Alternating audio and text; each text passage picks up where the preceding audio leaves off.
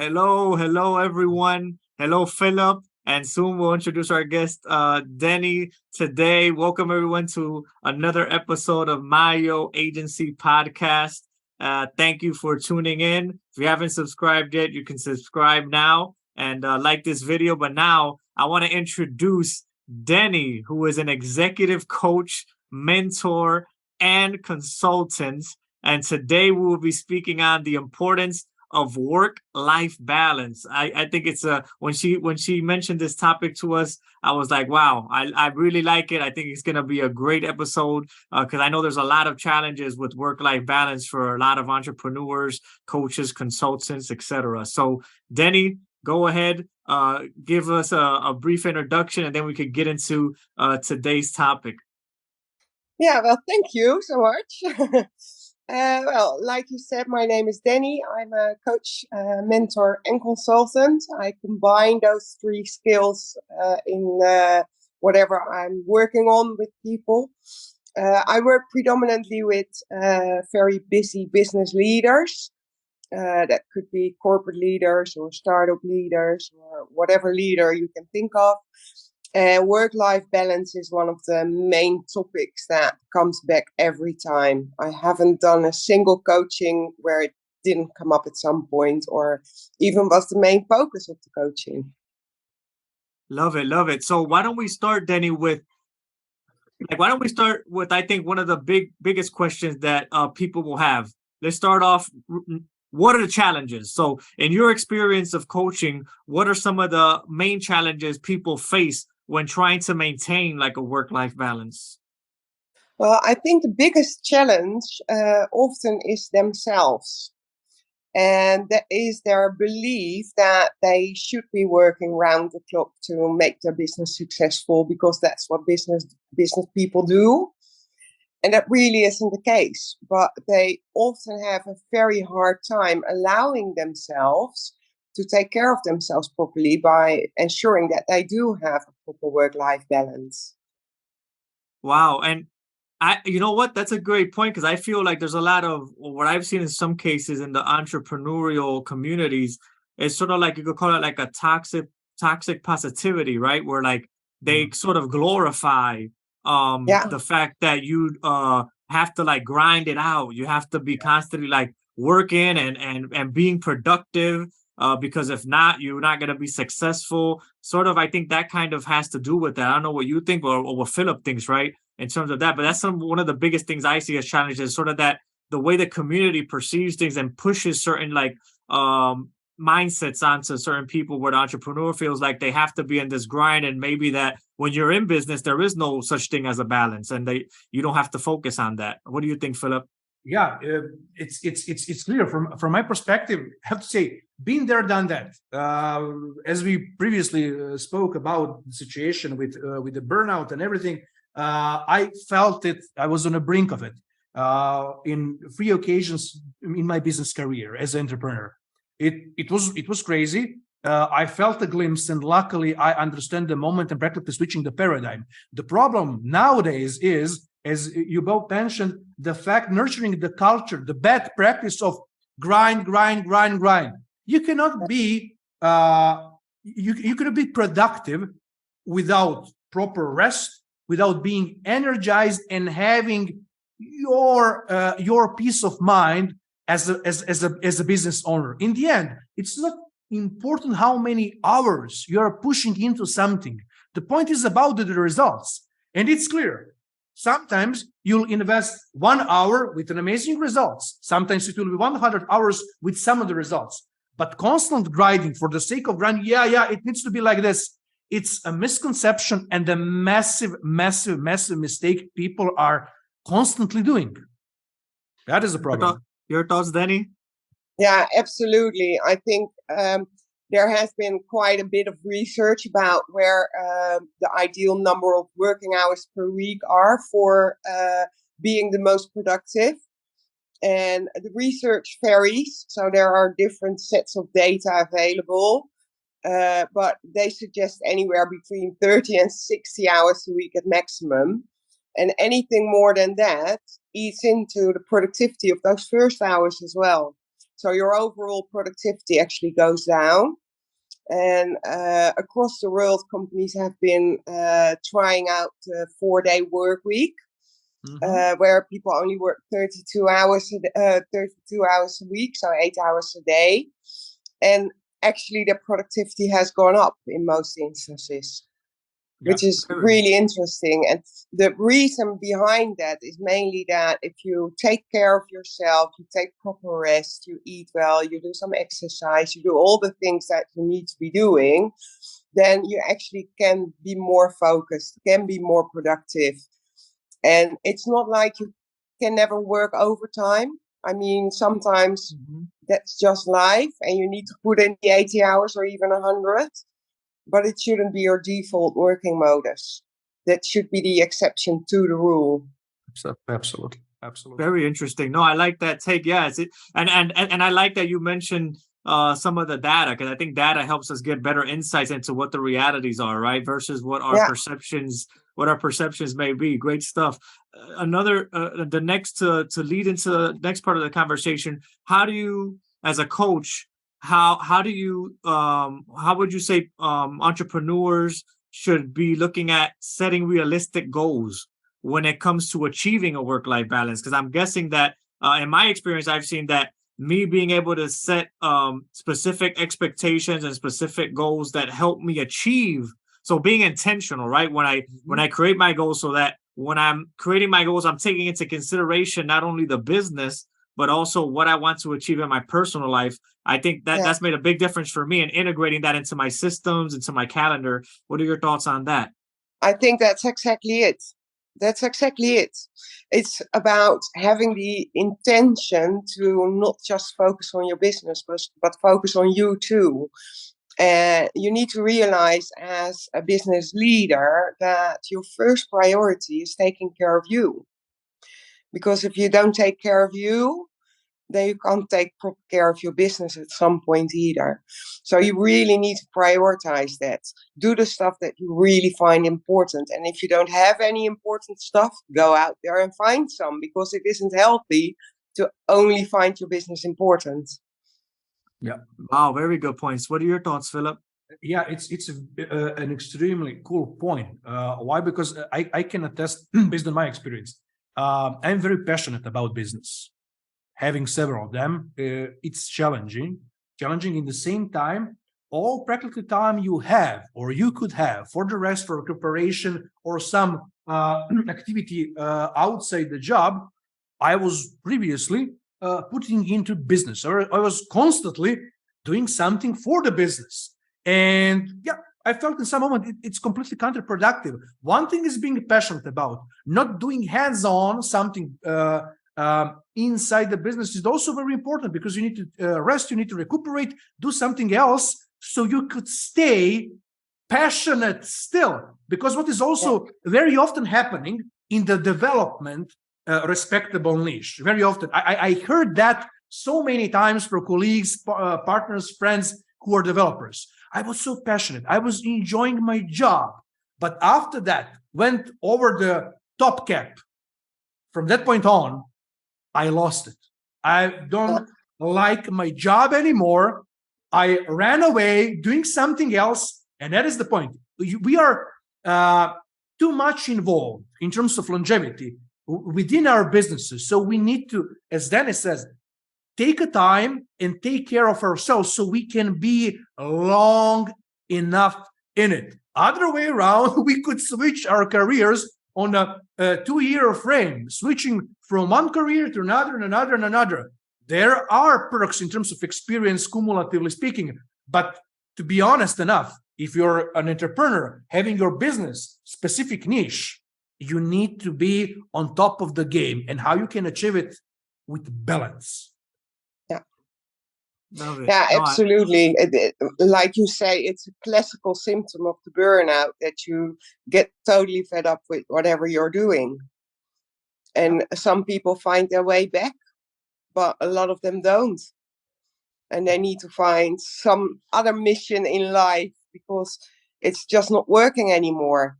And if you really love what you're doing, it's just a shame to lose that love, because that's so key to having an enjoyable workplace, isn't it? Absolutely. Yeah, that passion, Yeah, and that love for just waking up and enjoying, yeah, yeah, enjoying plainly what you do, and the bonus is you're getting paid for it, right? yeah, So I think that's exactly. incredible. Yeah, That's incredible. So why don't we go into? I know this. You probably dealt with this with stress and fatigue, right? With some of right your when you're coaching, I bet that comes up a lot. Like how to deal with stress and fatigue. I know as an entrepreneur, I've been through moments where things don't go as planned, and you have to start to put out fires, and you have to start to make things happen and get solutions right quickly, hmm, and that could cause a lot of stress and fatigue in a short amount of time, and it's sort of like these blitz of things that yeah. happen. So what strategies would you recommend in terms of like reducing stress and fatigue when you have to like go through these long hours of trying to get it to a solution that sometimes does the business requires that? What are some of the strategies you would share with us? Well, I think that you can't get away from it at all. I mean, it does happen. That's part of business life, and you just need to deal with it. But what really helps my clients in particular is picking up the phone and just having a quick chat. And it could be as simple as 5 minutes of offloading, Yeah. or just exchanging a joke over email. It's just something that gives you that smile for even just a minute. Makes all of the difference when you're going through such periods. And then obviously once you've gone through it and you've put it behind you, then you need to take proper care of yourself. And you should basically do that always. The eating, the exercising, the sleeping enough, everything else. But I think that the talking is often overlooked, and it's so important. And especially entrepreneurs who have a very solo job and may not always be free to speak about everything and anything to anyone. Having someone that you can just call. It's like when you're first out on your own, living on yourself, and you call your mom when you encounter small problems. Mom, I don't know how to work this oven, or something like that. Just that 3 minutes and you're good to go. And it can really change your day around. And that's actually what happens a lot in my practice. Clients just calling at random hours just for a quick offloading or a pep talk or a friendly chat, an encouraging words, whatever it may be, what they need at that time. Yeah, so it's important to liberate that stress and channel it, Yeah, and use, like you said, those strategies to just channel that outwards and get past it, and then you can move forward. Yeah, very yeah, very good insights. How about you, Philip? What are your thoughts? Yeah, practically, Danny triggered one cool thing, mentioning the joke perspective.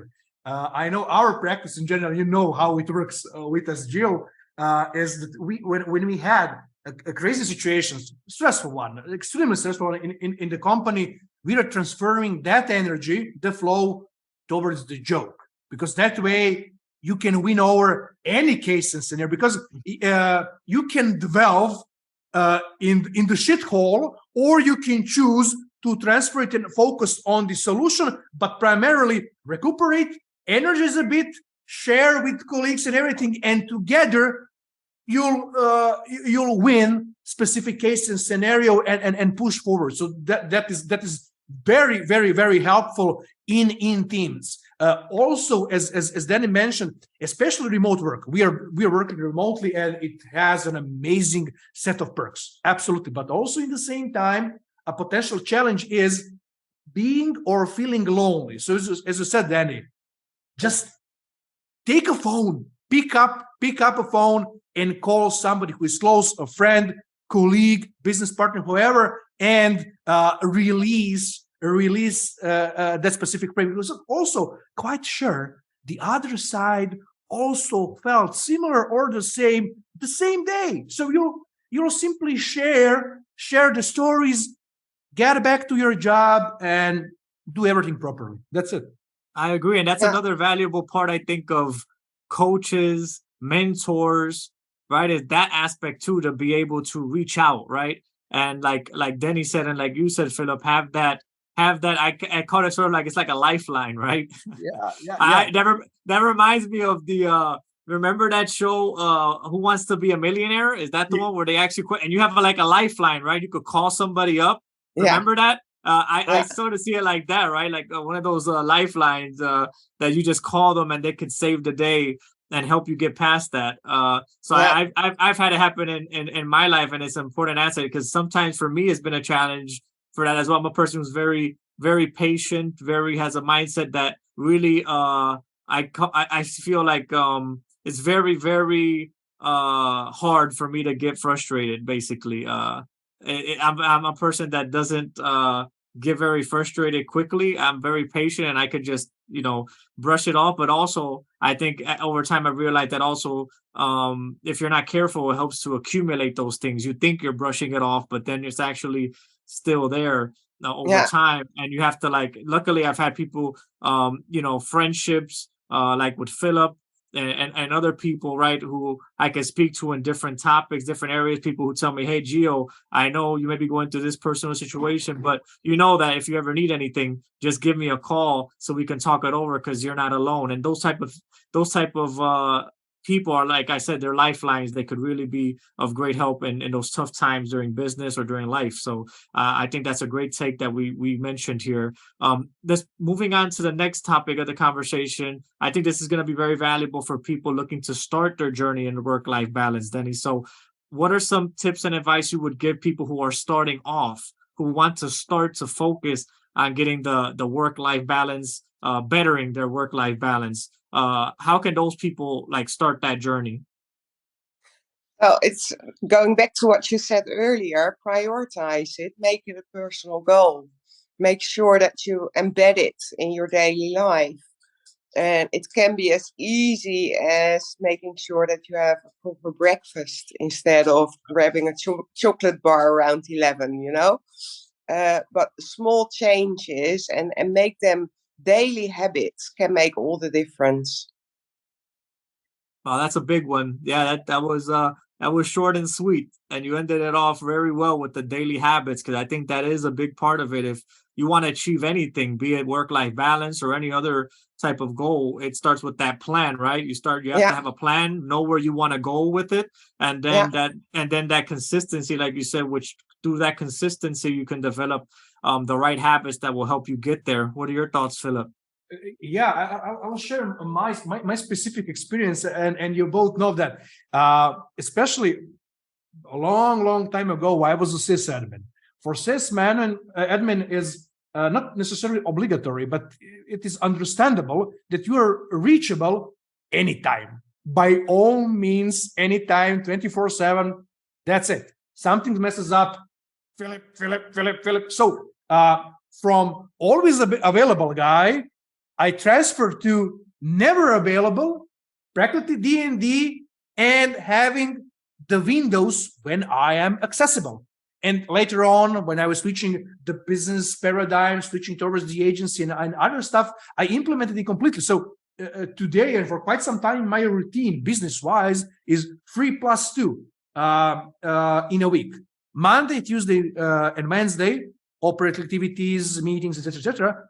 Thursdays, lovely activity, our podcast and other stuff, relaxation, both with Friday. The idea, the creativity, and similar. So I found the balance doing that. And what is cool and kind of also misunderstanding and misconception often happens with the people. It will be highly impacting my business, my company, will be losing clients. No.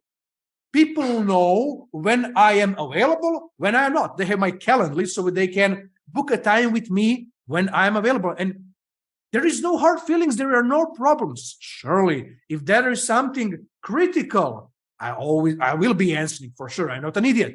But the point is, everything can be aligned so it doesn't impact in a bad way on business.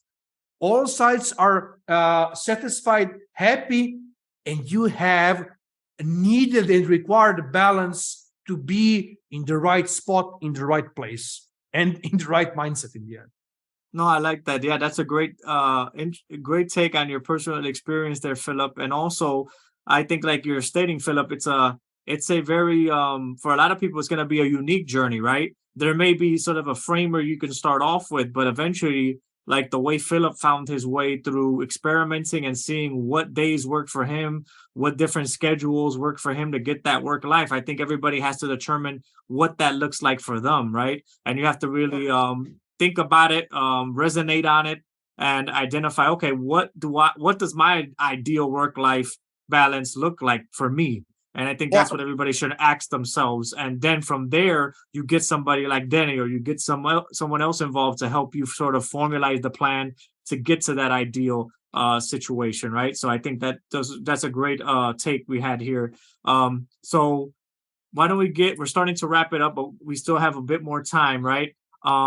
So Denny, how can, in your experience, how does someone actually identify that they're being successful at achieving work-life balance? Because I think one of the biggest things we have as entrepreneurs is, how can I measure things? We like to measure and have metrics and see, am I getting to where I want to be? So what is your take on that? It's very easy. It's, are you feeling happy? And it's as simple as that. Like you just said, work-life balance is different for everyone, and it will differ from time to time. It's not something that you can maintain at a constant level all the time, because that's just not how life works. But overall, do you still feel happy? Do you want to get out of bed in the morning? Do you sleep well? Are you not becoming cynical? Are you not becoming negative? Are you not losing sleep? Are you not feeling exhausted by the time you get home? Do you have enough energy to cook a healthy meal? That sort of thing. It's really about, how well do I feel and how happy am I, basically. I love that metric. Are you happy or are you not happy? Right? Yeah. That I love it. What are your thoughts, Philip? Yeah, I can absolutely agree with that. As Danny said, and it's a fact. It's not universal, meaning constants. It's a living tissue, but the important thing that you have a look and feel for relevant parameters and how you actually feel in specific stage. We are being stressed, we have crazy situations and whatever, but the point is, if you're feeling good, happy, and fulfilled, majority of the time, you are doing something good. It is the opposite. Then you have the issue and challenge which needs to be addressed and proper and in the end resolved. Yeah. I love it. No, yeah, and we're finishing it up here. We can wrap it up with this question, Danny, or this take is, are there any other things we haven't mentioned yet? Maybe other practices, other strategies that you've identified in your experience that can help people achieve a better work-life balance. So we could just sum it up here with this question. Yeah. Well, I think setting clear boundaries. And that's not about setting boundaries for others, but it's also about setting boundaries for yourself. And well, Philip just mentioned his boundaries in terms of allocating his time, but there are more boundaries that you can think of. A very simple one is, I always had an open office policy when I was still in working in corporate world, as being an employee and a managing director later. But I used to close the door when I needed time for myself. So people could always step in when the door was open, but it was closed when I needed to focus or do a call or whatever. That's a very tangible boundary. It's a door. I mean, it's literally a boundary. But there's more stuff like that. Maybe you need like 5 minutes in the morning with just your cup of coffee staring out of the window, and that makes your day a whole lot better for you. Well, if that's what it takes, make sure you get it. Love that take. Yeah. So I really like that. Boundaries. You have to identify what those boundaries are, set them in place, and also be disciplined enough to make sure that they're implemented, and you're as clear as possible on that. Thank you, Denny. What are your thoughts, Philip? Yeah, that is definitely an amazing conclusion, and often to kind of add to that, people are by default being taught to be polite. Setting up the boundaries, no matter the identificator, the elements, etc., how you present it and communicate it with the surroundings. The point is, it's not offending anybody. Boundaries need to be clear, and it is okay to have them. It is healthy, and that's the point. So I completely love the example Danny mentioned. It's an amazing example. So clear, so simple, and that's it. No, I like what you said there, Philip, because I think that's an important point we should bring up and I think it's a great way for us to then wrap up the conversation. Is don't ever as a person, that doesn't even mean an entrepreneur, but as a person, be afraid of setting those boundaries, right? And it's not impolite or disrespectful. What could be disrespectful is how you communicate it and the way it's communicated, but the actual act of setting a boundary is not.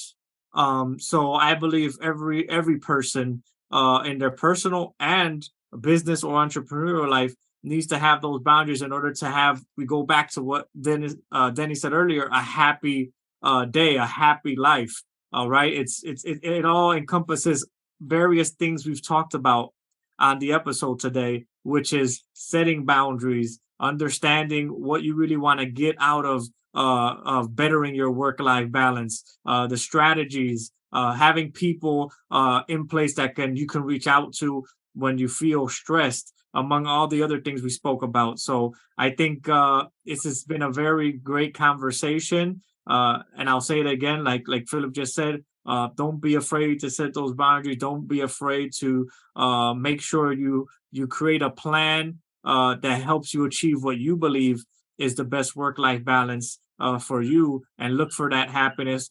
We deserve that happiness. And we have to strive every day to try to be as happy as possible and be working in things that we're passionate about, that we love, and that can provide value to others. So great conversation, Denny. Appreciate you. It was great. It was great to meet you. It was great to speak some more about this great topic of work-life balance, and your insights were very helpful, and I know will most likely be helpful for a lot of people, entrepreneurs, consultants, etc., who will be seeing this video, listening to the podcast or this video. So thank you, Denny, for coming on. Thank you for having me. It was fun being here, and thank you. Awesome. And just before we go, Danny, please share where people can find you.